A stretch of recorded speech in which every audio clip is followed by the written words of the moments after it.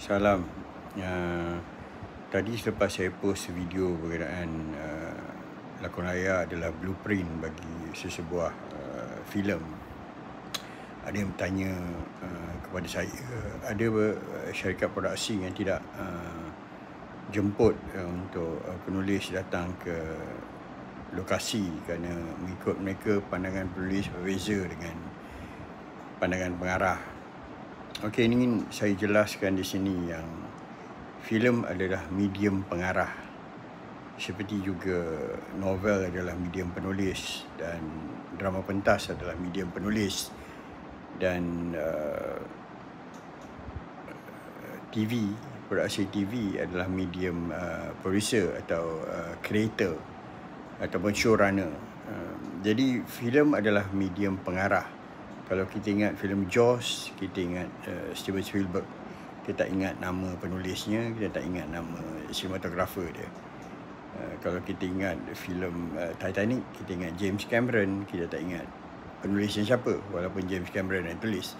Dan kita tonton Seven Samurai, kita ingat Akira Kurosawa, kita tak ingat siapa penulisnya.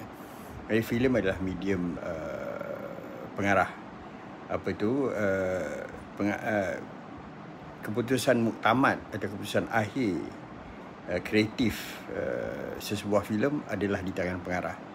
Maknanya apa-apa saja berkenaan dengan kreatif adalah keputusan pengarah, dan itu adalah kuasa pengarah. Maknanya apabila skrip disiapkan, pengarah ada hak mutlak untuk mengolah skrip itu dalam bentuk shooting skripnya. Jadi akan tetapi perlu ada mutual respect antara pengarah dan penulis. Maknanya penulis menulis lakon raya, dan kalau saya bekerja dengan penulis pun kita kena ada mutual respect. Maknanya saya make sure apa-apa yang saya ubah tu akan diberitahu kepada penulis, dan juga akan ada satu bentuk persetujuan di antara penulis dan pengarah. Banyak sejarah berkenaan dengan hubungan pengarah dan penulis ni.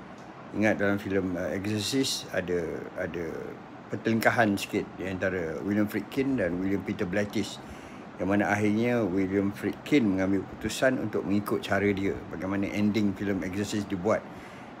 Namun Friedkin buktikan yang keputusan dia betul. Exorcist menjadi lebih baik. So apa yang saya nak cakap sini adalah apa-apa saja, filem adalah medium seorang pengarah, bukan penulis.